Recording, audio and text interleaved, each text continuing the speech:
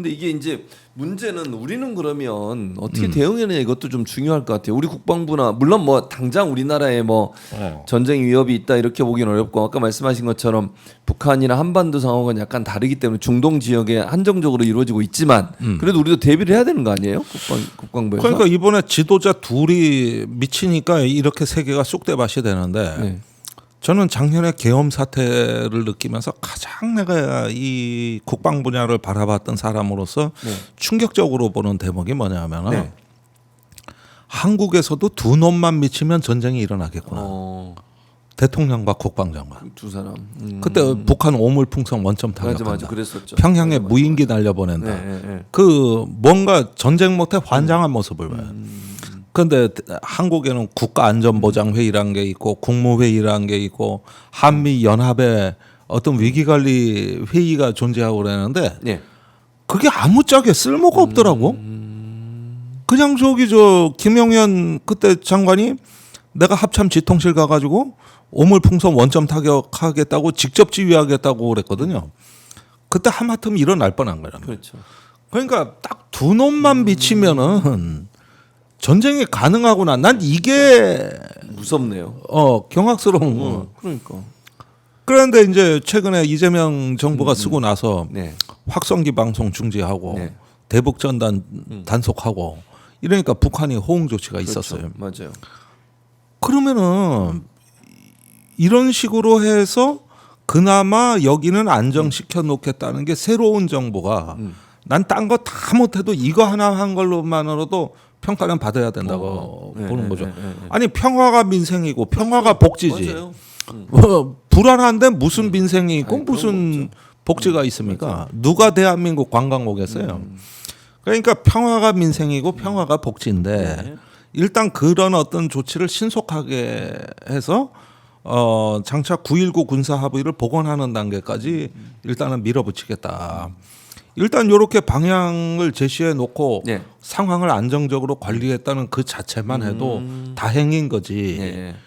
우리가 지금 담웅장 남북 관계 평화 체제 종전선언 이거 욕심낼 때도 아닙니다. 그렇죠. 더 이상 나빠지지만 않게 동티나지 않게 관리만 하는 맨정신을 가진 지도자 하나가 있다는 것만 해도 난 더 이상 바라지도 않아. 그 정도면 그것만 돼. 있어. 그 그 정도면 정도만 해도 두 놈만 미치면은 전쟁 나는 나는. 두 놈만 미치면. 그런 상황이다. 네. 그러니까 이걸 막아야 된다는 말씀이시고요. 그렇죠. 아니 그리고 이게 지금 우리 경제 물론 이제 경제 가기 전에 한 가지 속보 전달해 드리고 할게요. 네. 속보가 나왔는데 송영길 전 대표 있잖아요. 네. 보석 신청이 인용이 됐습니다. 법원에서. 또 정치인이시기도 하니까 김종대 저는 어떻게 보세요? 이거 송영길 전 대표가 계속 이제 구속돼 있는 상태에서 보석을 신청했는데 인용이 돼서 이제 풀려나게 됐습니다. 네. 어떻게 보십니까? 아니 그 전부터도 사실은 법원의 결정이 참 석연치 않은 부분이 많았어요. 네. 옥중 출마하지 않았습니까? 그랬었죠. 그래도 표가 꽤 나왔어요. 맞아요. 네. 그러니까 그것도 광주에서. 네. 광주에서 민주당이 아닌 사람으로서는 아마 제가 기억하기로는 가장 많은 축에 속하는 표입니다. 인상적인 표죠. 네. 그래서 나름대로는 이제 소명이 돼 가고 있다. 그래서 앞으로 이제 상급심 재판에 따라서는 좋은 결과가 있을 걸로 예상을 하고 네. 그 원래 정치 후원 받은 거 그거 뭐더라 돈 봉투 이건데 그거를 돈 봉투는 해명이 됐고 없어져 버리고 그건 말씀하신 없어지고 연구소에 연구소 후원금 후원인데, 받은 거 가지고 그거 갖고 그러는 건데 그거는 그 개인적인 연구소가 아니라 그 일종의 서민들 그거 사업을 하는 단체지 이건 치부하고 전혀 관계가 없는 공익 단체거든요. 그래서 이런 부분들은 제가 보기에는 오히려 권장해야 될 일이 아닌가 그런 면에서 상급심에서 좋은 결과가 있지 않을까 하는 생각이 좀 듭니다. 네, 알겠습니다. 아무튼 지켜보도록 하고 어쨌든 다시 이제 보석이 인용돼서 잘된 일이다 이런 생각이 듭니다. 네.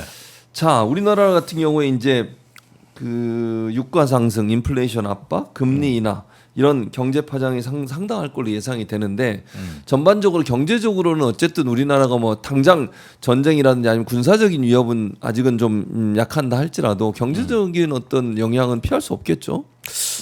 이건 뭐 세계가 같이 겪는 고통이면은 견딜만 합니다. 네. 예를 들어 트럼프 관세 전쟁도 모든 나라에 똑같이 관세 제보고 한다 그러면 대한민국 견딜만 해요. 근데 특별히 우리만 당하는 고통이 있냐 이건데 이 부분에 대해서도 이제 관세 전쟁이 걱정되는 건 그런 측면이거든요. 근데 유가나 이 부분도 사실은 걱정이 되죠. 그런데 그래도 한국의 공급망이 아직은 저는 튼튼하다고 보고 또 사실은 어떤 그 와중에서도 많은 다변화 노력을 기울여 왔다. 그런 점에서는 저기 좀 예의주시는 하되 다들 중동 국가들이 한국에 대한 그 감정이 아주 좋거든요. 아 그래요? 다행입니다. 굉장히 한국의 그 어떤 브랜드 가치가 높고 또 한국이 이러는데 어떤 그 저기 미국에 따라 가지고 정치적으로 움직이는 나라가 아니라는 거 이런 정도에서는 상당히 이미지가 있고 국격이 높기 때문에. 근데 윤석열 때하고 많이 바뀐 거죠. 그러니까 윤석열 때는 그렇게 안 봤을 거 아니에요. 어떻게 생각하세요? 근데 윤석열이 망치려고 하다 다 못 망치고 나간 거기 때문에. 그 뭐 대통령 하나가 2년 반 동안 말아먹어도 대한민국 저력이 있지 않습니까? 그런 면에서 너무 걱정하실 필요는 없다. 다만 이 세계적인 협력이나 분쟁 방지의 그 메커니즘이 일단은 그 지금 붕괴된 상황에서 전 세계가 전쟁의 문턱으로 들어갈 가능성은 이건 심각하기 때문에 대한민국과 같은 중견 국가가 이제는 평화 선도 내지는 평화 메시지를 선도하는 국가로 평화 외교를 펼쳐야 된다 이거죠. 스웨덴 같이 1,000만 명밖에 안 되는 나라도 전 세계에서 엄청난 소프트 파워를 그 저 평화 메시지를 전파하고 그런 면에서는 강소국이 됐지 않습니까? 그렇죠, 맞습니다. 이런 중견국가 클럽 같은 게 있어가지고 저기 해야 되고 이번에 G7 회의에서도 트럼프가 도망간 뒤에 나머지 국가들이 중동 평화를 저 공동 성명으로 냈거든요. 그러니까 미국이 또라이라서 문제지 나머지는 아니거든요. 아니다. 그래서 이럴 때야말로 다극화된 세계에서 이제 미국 일극 체제가 아닌 다극화된 체제에서 어떤 그 중간 국가들의 연합 이런 것들로 이제 다시 세계 질서의 판을 짜야 된다. 그리고 그런 질서에 우리가 초청장을 받고 있는 거다. 그러니까 우리는 우선은 그 한반도에서 이제 자유통상과 평화 교량 국가로서 이런 어떤 그 자기 브랜드 가치를 높이는 데 주력을 하면 사람들이 대한민국을 위협할 명분도 없고 그런 점에서는 좀 저는 어떠면은 이번이 또 기회일 수도 있다 그렇게 봅니다. 그리고 또 하나 이제 그 NPT 탈퇴를 할 것 같다 이런 전망도 나오더라고요. 아니면 지금 현재는 이제 이란은 미국이 NPT의 조약을 위반했다고 주장을 하고 있는 상황인데 이란이 그러면 아예 그냥 NPT 탈퇴를 하고 핵 개발에 더 매진하지 않을까 이런 우려도 있던데 어떻게 보세요? 아니 NPT라는 거는 핵 무장만 안 한다면 평화적 핵 이용은 오히려 촉진하고 지원해 준다. 이런 조약입니다. 그렇죠. 그런데 그 이란은 평화적 핵 활동은 우리 주권이다. 맞아요. 그리고 거기 원자로도 러시아가 져주고 또 여러 가지 어떤 국제 핵 공급 그룹하고나 IAEA의 사찰도 받았고 이러는데 우리가 왜 더 양보를 해야 되냐? 근데 트럼프 얘기는 평화적이건 군사건이건 싹없애라 이러다가 결렬이 된 거거든. 이러다가 그러니까 NPT라는 게 의미가 없는 게. 이미 트럼프는 NPT 그거 다 필요 없고 니네는 핵에 관해서는 아무것도 하지 마. 아예 원자력 개발 이런 발전 이것도 안 되는 거예요. 야, 너무 그러니까 받아들일 수가 없었던 그렇죠. 거죠. 이란 입장에서는. 그래서 결렬이 된 건데 저기 뭐냐 NPT 탈퇴라는 게 이제 무슨 의미가 있겠습니까? 이미 뭐 미국이 그 조약을 위반한 거나 마찬가지죠. 이제 국민의힘은 지금 상황에서 이재명 대통령이 이제 나토 회의 참석을 하려고 고민하다가 결국 안 하기로 했습니다.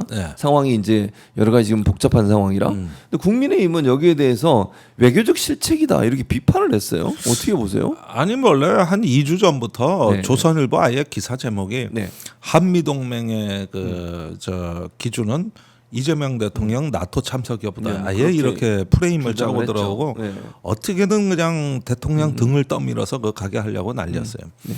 그런데 G7에 갔는데 트럼프를 못 만나니까 못 만났죠. 용산에서도 아 그러면 나토를 가야 되는 거 아니냐, 거기서라도 만나야 되는 거 아니냐, 이렇게 또 다분히 밀려간 측면도 있었는데 네. 근데 트럼프가 나토도 싫어하거든. 아 그래요? 트럼프가 또 나 좋아하는 데가 없네요. 트럼프. G7도 싫어하는 줄 알았더니 나토도 싫어하거든. 그냥 다 싫어하는 거예요. 자기 빼고는 그냥.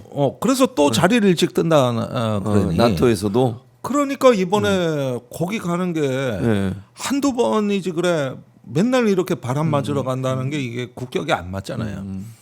그래서 다시 안 가는 걸로 네, 또 선회한 거예요. 뭐 그게 사연의 전부라고 보여져. 내가 보기에는. 국민의힘은 왜 이러는 거예요? 왜 자꾸 나토를 가라는 거예요? 글쎄, 그러니까 거기는 이제 트럼프 아련하는 게 어떤 외교의 성과라고 보고 있기 때문에 이렇게 되는 건데 이번에도 뭐 2시간이 있을지도 모른다 그러고 네. 삐꾸미디다 보고 갈 것 같은데 그러니까 모든 다자 외교가 트럼프 뒷담화 회담으로 변질되고 있어요. G7에서도 트럼프 먼저 가니까 그랬었죠. 나머지 국가들이 맞아요. 전부 트럼프 뒤통수에다 대고 그랬는데 나토가 이번에 또 그럴 가능성이 높아요. 그러면 거기 가가지고 트럼프 만나러 가서 트럼프 욕만 진탕 듣고 온다는 얘기 아닙니까? 그러니까. 어. 그런 상황이 되니까 이재명 대통령 안 가기로 한 건데 국민의힘은 이걸 또 가지고 계속 공격을 해야 되고 이게 무슨 전문성이 있는 겁니까? 국민의힘 뭐 공격하라고 하죠. 뭐 자기들 가라 그래. 자기들 가라 그래. 자기들 가서 대신 저도 국회의원 할 때 나토 의원 회의 같은데 많이 예, 갔어요. 예, 예. 2번이나 갔는데 가면 볼만해요. 하고 각국의 의원들이 무슨 발언을 하는가도 좀 경청하다가 오는데 결국은 그런 데 가가지고 이제 며칠간 시간 쏟고 이러다 보면은 네. 아 세계가 이렇게 돌아가는구나 하는데 참고는 되지. 참고. 그런데 이게 나토는 가치 동맹이고 이제 맞아요. 하나의 군사 동맹이기 때문에 부담과 책임도 따릅니다. 그래가지고 우리는 항상 참관인 자격으로 가서 좀 지켜보다 왔는데 네. 그 사실은 순기능도 있긴 있어요. 나토 공동 성명이 나오면은 거기에 유럽 연합하고 연계한 공동 성명이 많이 나오거든요. 아 그래요. 그러면은 여성행과 노동자의 권익 향상 이런 것도 다 들어가요. 거기에요. 근데 예컨대 윤석열이 그 집권 초에 나토 정상회의를 6월에 갔다고 첫 해. 거길 갔다 오고 여성가족부 해체가 안 되는 거야. 와 갔다 온 뒤에 거기 나토에 그때 50개 성명 중에 여성의 권익 향상이 꽤 많이 나오고 그다음에 유럽연합의 그게 가치라는 얘기도 하고 네. 나토와 유럽연합은 협력관계라는 대목이 나오거든요. 그러니까 이걸 다 보고 거기 가서 박수치고 와서 여가부 해체를 할 수가 없는 거야. 그러니까 거기에는 그 보편규범에 대한 강조도 있거든요. 네네. 그런데 이제 그게 재작년부터 이제 이상하게 되기 시작한 게 중국을 주요한 위협이라고 명기하기 시작하는 데부터 네. 그 색깔이 드러나기 시작한 거예요. 그런데 거기에도 윤석열 대통령이 갔거든요. 네. 이때부터 논란이 확산된 거지. 그 전에는 저는 사실은 이런 어떤 보편적 가치를 하는 집단 안보 체제로서 나토 거기에 가는 것도 꽤 의미가 있었고 들을 만한 얘기도 많았어요. 있었다. 그런데 어느 날 중국 얘기가 나오면서 험해지더라고. 그때부터는. 그때부터. 그게 윤석열 때거든요. 네. 그래서 지금 이 논란을 하는 거지. 네네. 원래는 거기 갈 수도 있고 안 갈 수도 있는 거예요. 그런데 이번에는 부담이 크고. 이러니까 자꾸 등 떠밀지 마라. 이런 어쨌든 우리 이게 맞게 잘 판단해서 하면 되는 거지. 가야 돼. 의무적으로 가야 돼. 이건 아니라는 말씀이시죠. 그렇습니다. 예. 자 이번 사태로 이제 미국이 원래는 분쟁 조정자 역할을 좀 했다 이런 평가들이 많았는데 이해 당사자가 돼버린 거잖아요. 네. 이제 우리는 그러면 우리 외교는 어떤 식으로? 왜냐면 이게 지금 말씀한 중동 이 화약고 같은 중동에서 전쟁 벌어지죠. 미국이 개입을 하기 시작하죠. 나토에 관련해서 우리도 이제 가야 되냐 말하는 논란도 많은데 우리는 어떤 외교적 행보를 해야 되는 거예요? 지금 상황에서는?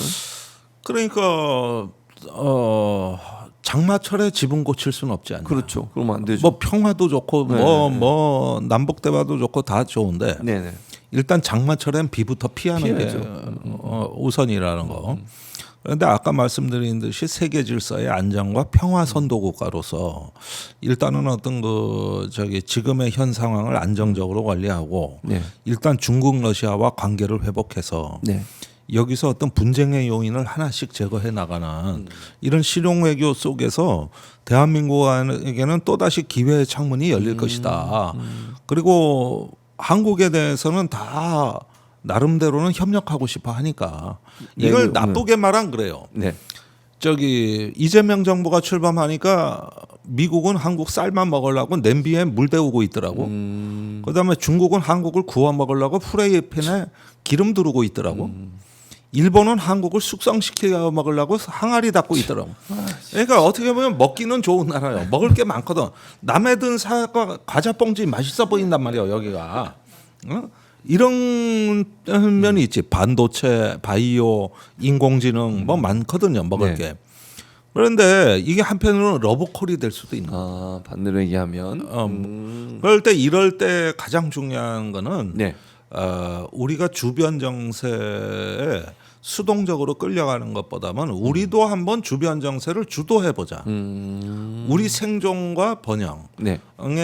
어떤 그 우호적인 질서로 강대국 지도자들을 우리 안방으로 초청해서 네. 우리가 평화 선도의 비전을 만들고 한번 지역 질서를 만드는데 굉장히 옛날엔 강대국만 하던 그 역할 네. 이걸 지금 안 하니까 우리가 이제 그 주변 국가하고 연대해서 평화와 번영의 질서를 만들자. 이런데 선도적 비전을 제시하고 우호적인 외교를 하는 나라가 되겠다. 네. 사실 이게 김대중 정신입니다. 그때 4강 외교가 네. 지금 봐도 대한민국 헌정 이래 가장 전성기가 김대중 대통령 시절에 주변 상황하고 다 사이가 좋았어요. 그렇죠. 네, 맞아요. 전부 그 이상 사이가 좋을 수 없었어요. 그건 김대중 대통령이 갖고 있는 독특한 양시론적 외교 프레임 때문에요. 아이고 미국도 중요하지. 근데 북한도 중요하거든. 하고 일본도 중요하지. 뭐 이런 식의 너도 중요하고 너도 꼭 황희정승 같이 뭐 이런 스타일로 외교를 했는데 그게 최전성기를 달려졌거든요. 당시에. 그래서 저는 일단 주변 사강과 중견국 외교로 주변을 크게 품어주자.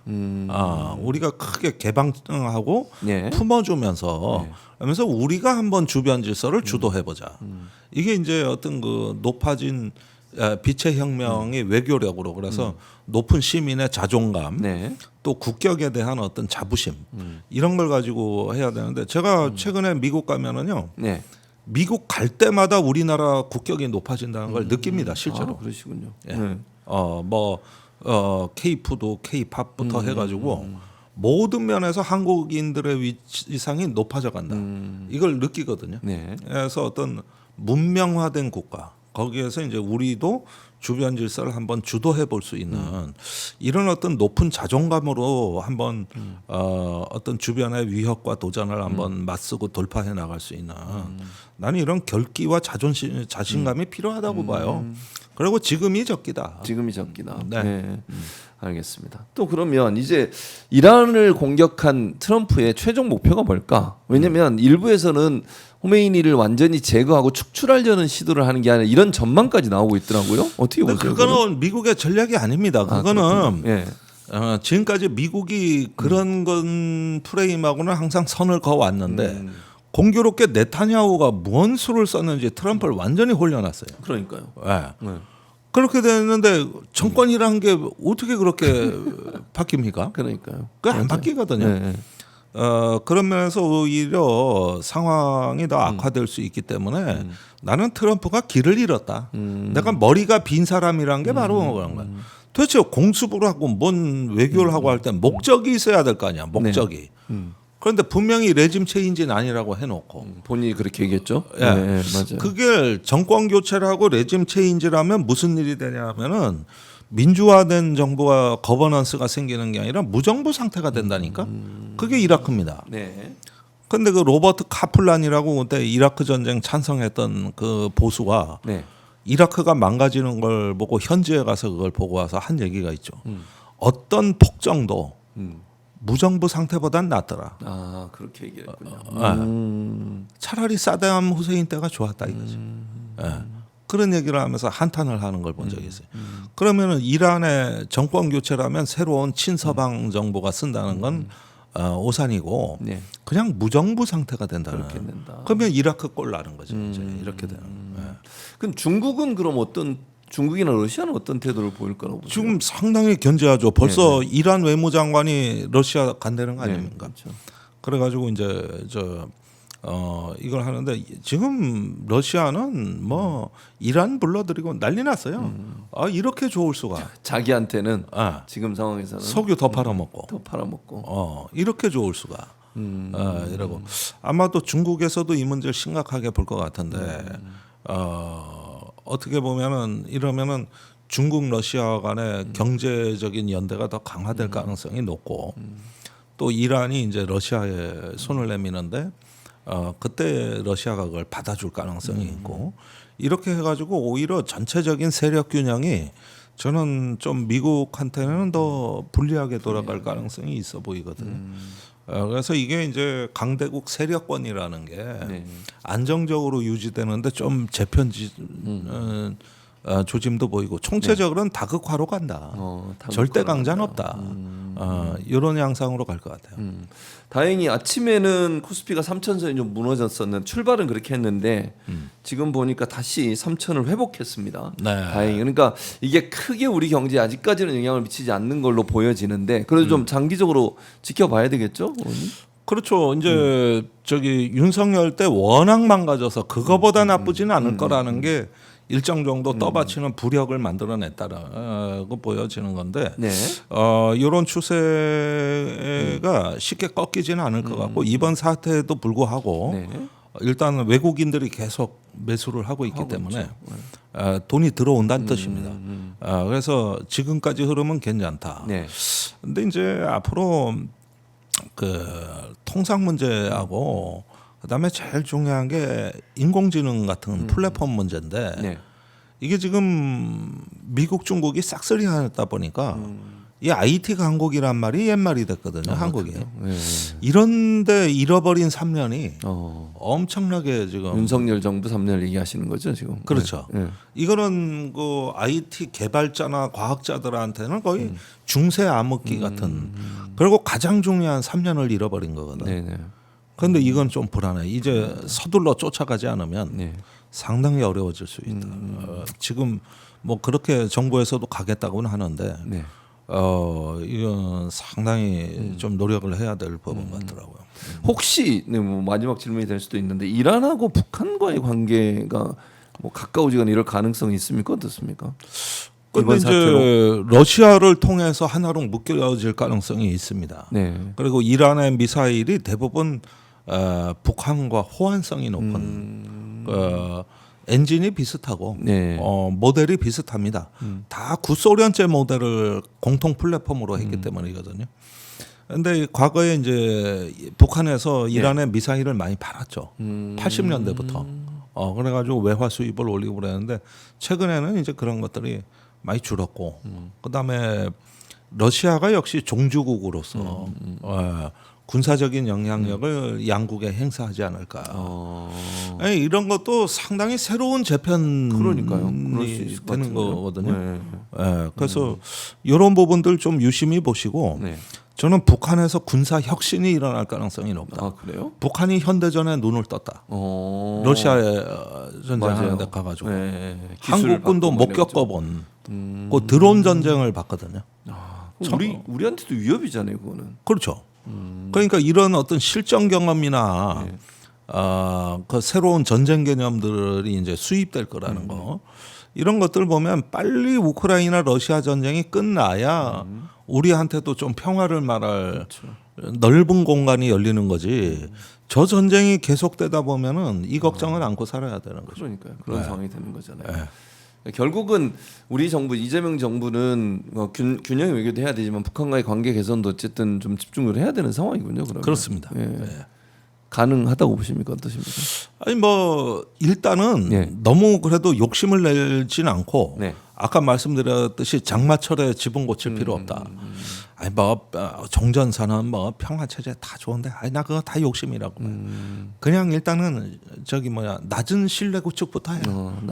낮은 신뢰 구축부터. 그래서 상황을 악화시키는 것만 막을 수 있으면 그것만 해도 성공이다. 성공이다. 네.